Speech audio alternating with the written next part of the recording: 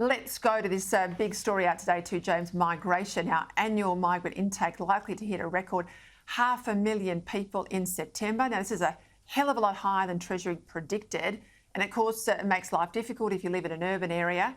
Compounded by the news today too that planned infrastructure spending fell by nearly $12 billion in real terms this year. Now, I regard that as irresponsible.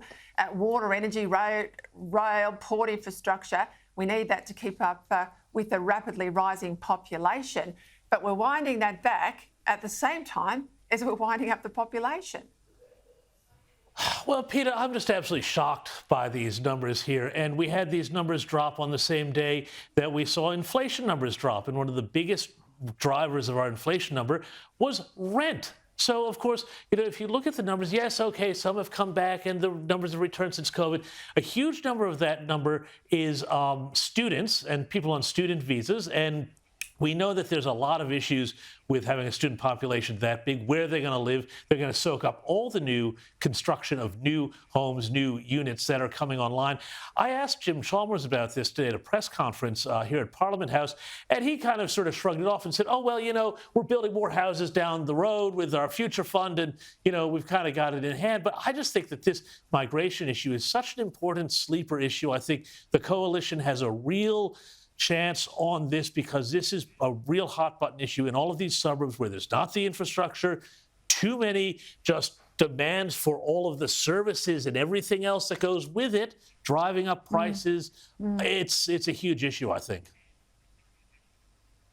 September quarter CPI, Michael, went up by 1.2% today to 5.4.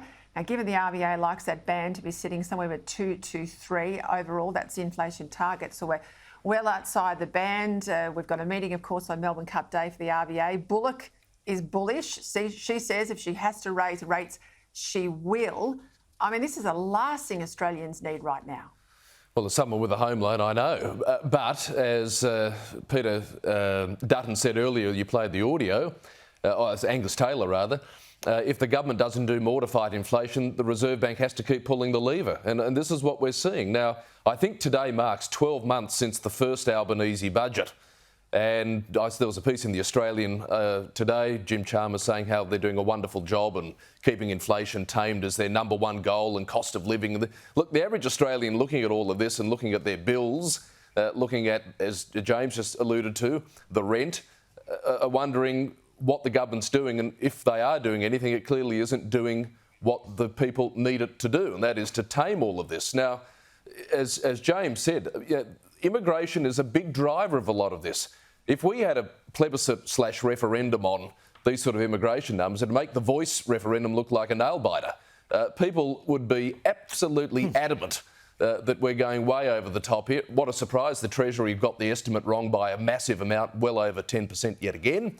And this is having real impacts. And it's rent, yeah, sure, that was a big driver. But don't forget, things like childcare would have also added to inflation if it weren't for taxpayer subsidies, big ones, coming in, taking a bit of the heat out of the hip pocket. But that, as you and I know, doesn't lower the cost of childcare. It just transfers to a middleman the payment. So all these things are going up and up and up because there's more demand and the economy can't soak it up and cope.